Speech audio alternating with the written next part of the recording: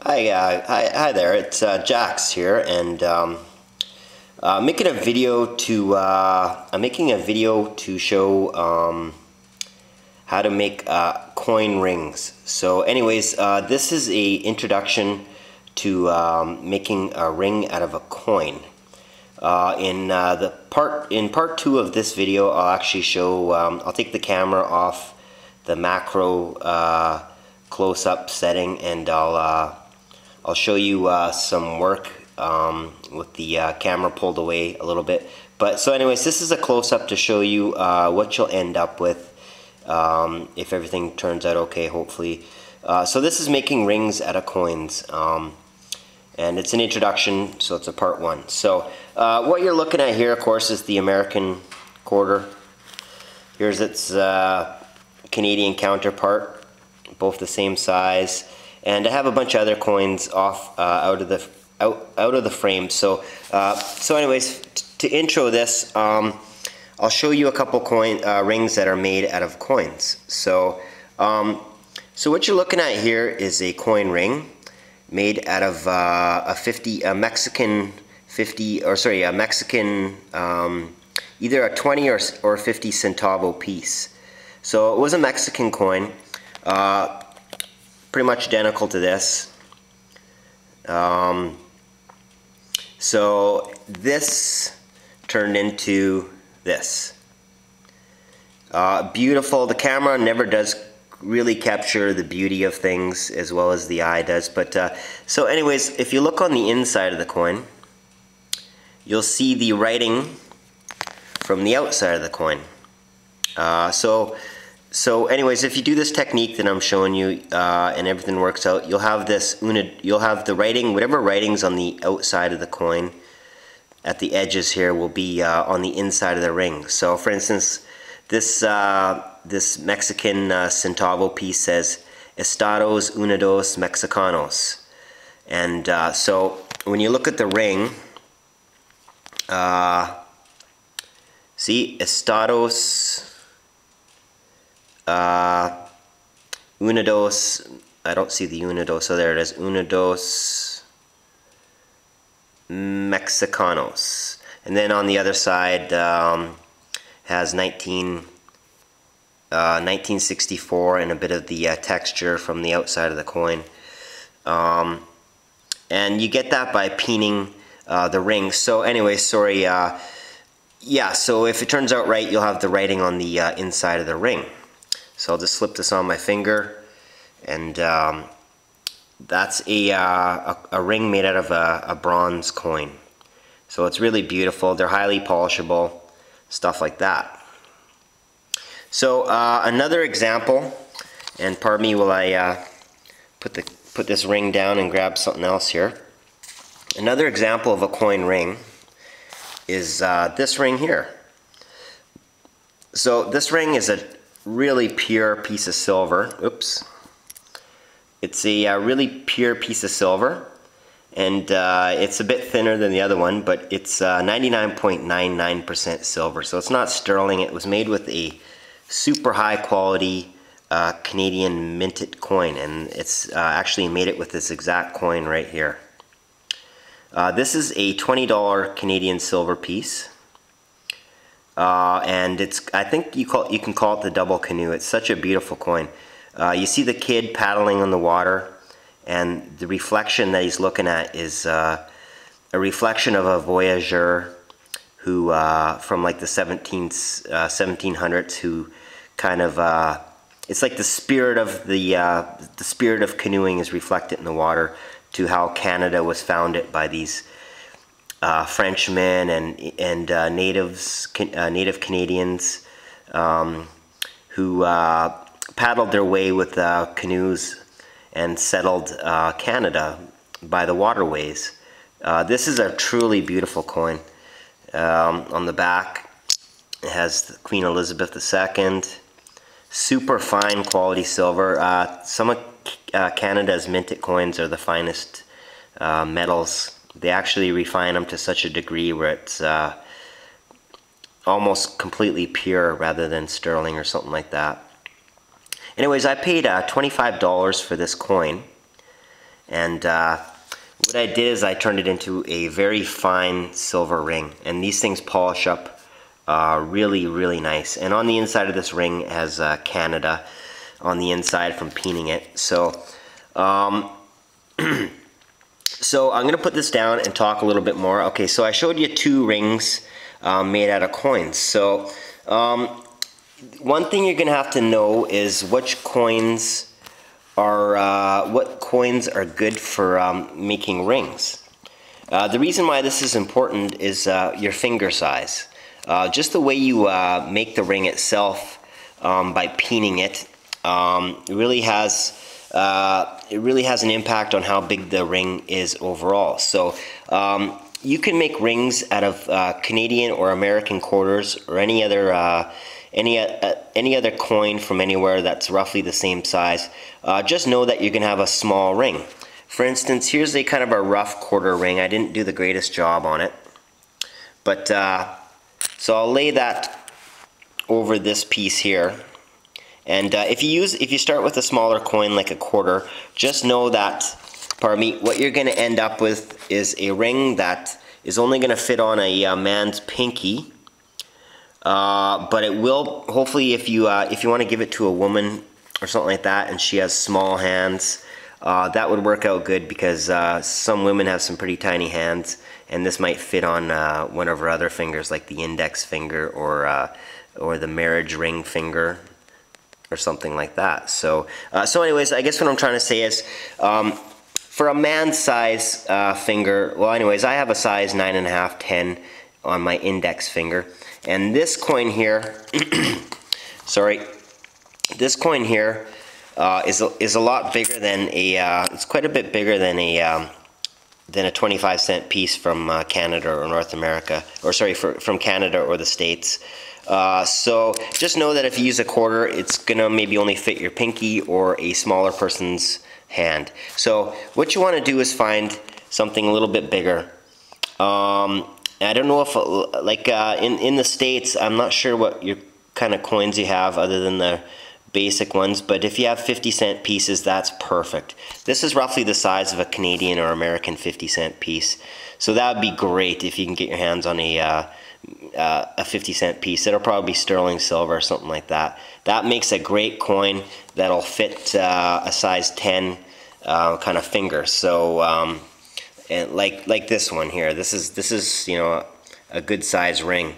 As you can see, I lay it across the other quarter, and it's, you know, it's bigger. It's bigger than the quarter, so that's because I started with a big coin. So anyways, some coins are really neat. Like my parents got me this in Mexico this year, and it's bronze, so it'll polish all shiny, or you can leave the patina on it. For those that love patinas, look at this one.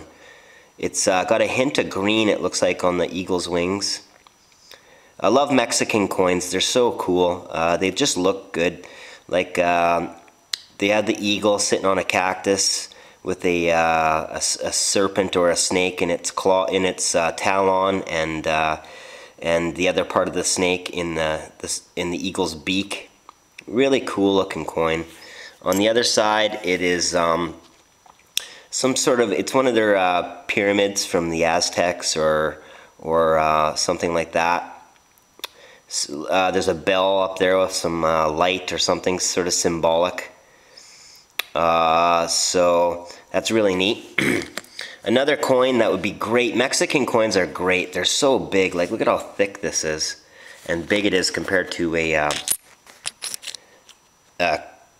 quarter from the States or Canada. And look at all the thickness.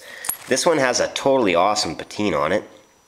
Kind of a neat thing. It's, I don't know if it's 1, 2, 3, 4, 5, 6, 7.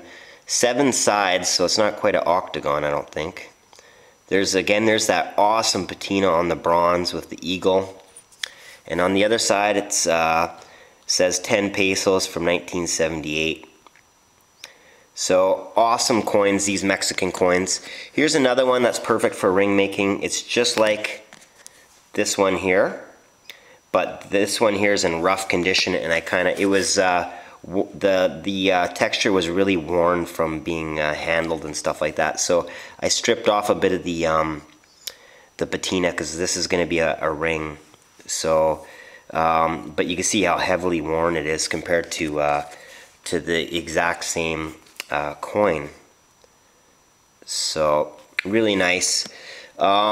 Mexico also makes these two-tone coins. They're really thick, and they make huge versions of this. This is a 10 peso coin, 10 Mexican dollars, with the Aztec or something like that on that, and then on the other side, of course, the eagle.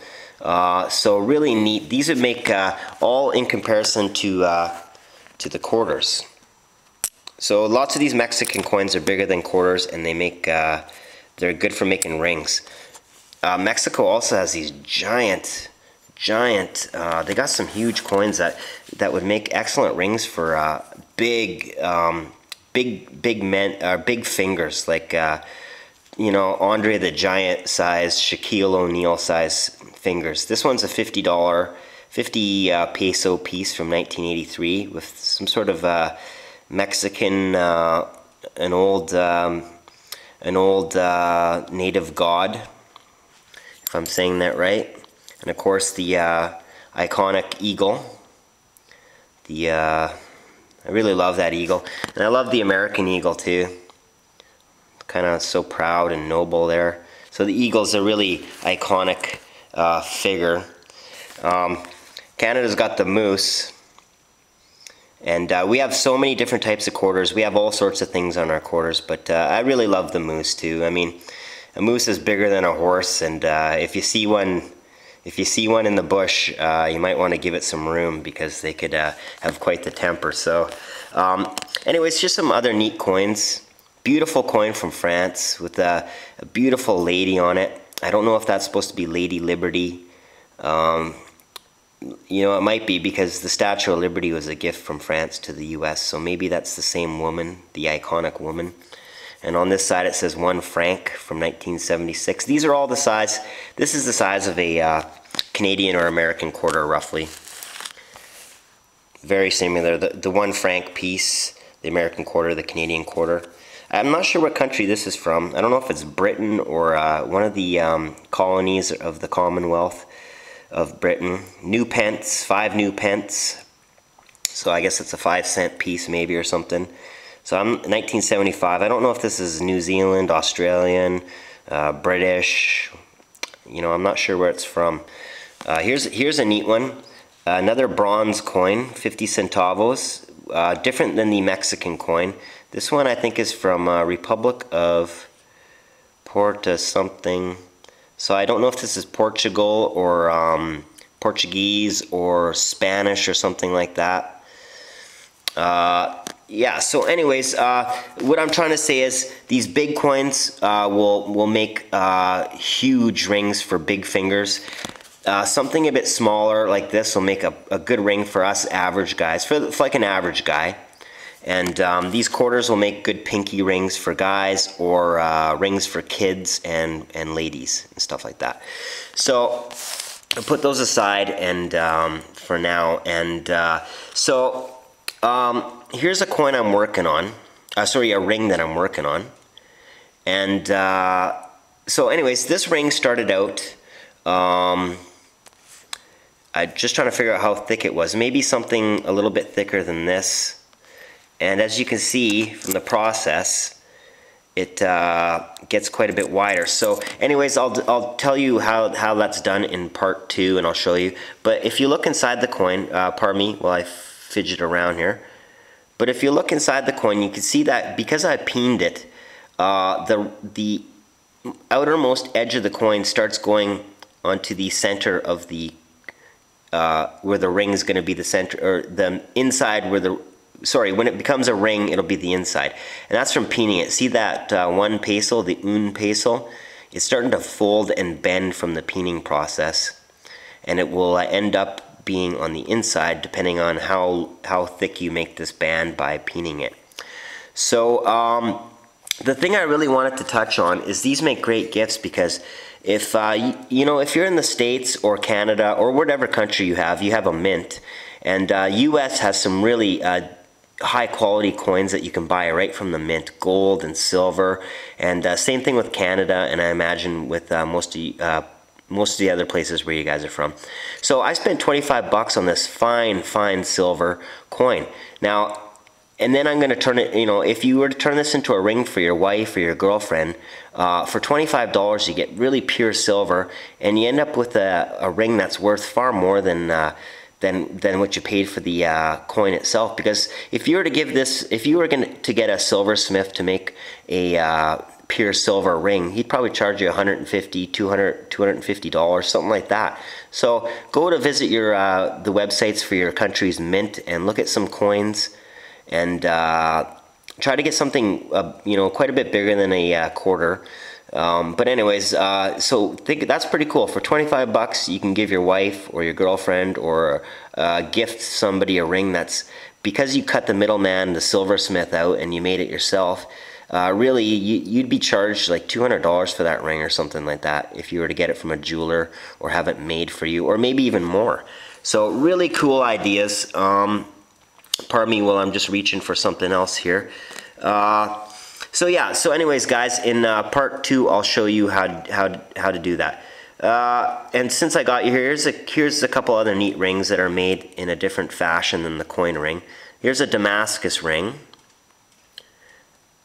See the Damascus lines? I made that out of a piece of steel I had left from knife making. Here's a different way to make coin rings. As you can see, the writing, 1965, centavo, 10 centavo piece. But on the inside, I don't know if you can see it, but there's also stuff on the inside.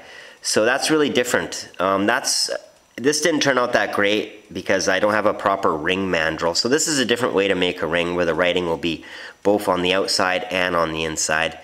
I was using a mandrel that's not actually a ring mandrel, so it didn't turn out too shapely. So, and I showed you the rings I made yesterday. Here's another example of making wire rings. So from the other video I uploaded about making copper wire rings, here's a man's version. Big thick ring. And instead of solder, I melted the copper. Great big thick son of a gun. Here's another ring from the wire ring collection. It's a 3-strand woman's ring, hammered down and soldered. So I kind of showing you this just in case it ignites a passion for ring making. Here's another wire ring with the texture ground off, and instead of solder, just melted copper ends. Beautiful weave on it, kind of thing. And here's a two-strand variety of the wire ring. Very delicate ladies ring, just 2 simple strands, and they polish up really nice. And they all have different kind of qualities to them. Now, I'm just kind of talking rings and stuff like that. I'm just going to put the camera down for a split second and grab one more, and then I'm going to let you go. Actually, you know what? I'll just show it on my finger. This here is a ring that I actually forged out of a dirt bike engine valve. So this is the only forged ring I have. I actually heated up the metal, flattened it out, shaped it, and heat treated it and stuff like that. It's made of very high quality engine valve metal. Pretty much, it looked like it looked like a screwdriver. That same sort of round rod type of thing. Super high quality stainless steel. And it's forged. So keep in mind, if you wanted to make a ring out of your favorite metal, and you're a knife maker and you wanted to make a 1095 ring or a 5160 or S7 or 01 or 52100 or CPM S30V or S90V, whatever your favorite steel is, you can also forge rings. You could take a screwdriver, cut it off at the handle and cut a bit of the end off, and screwdriver steel is like some awesome kind of high-speed steel or shock steel or something like that, and anyways, all sorts of interesting things. So So that's the intro to the coin ring. So I'll see you in part 2, and I'll take the camera and put it in normal settings, and we'll talk about how you can just grab your ring and start, or grab a coin and start making a coin ring. Okay, thanks a lot for watching, and we will see you later. Adios.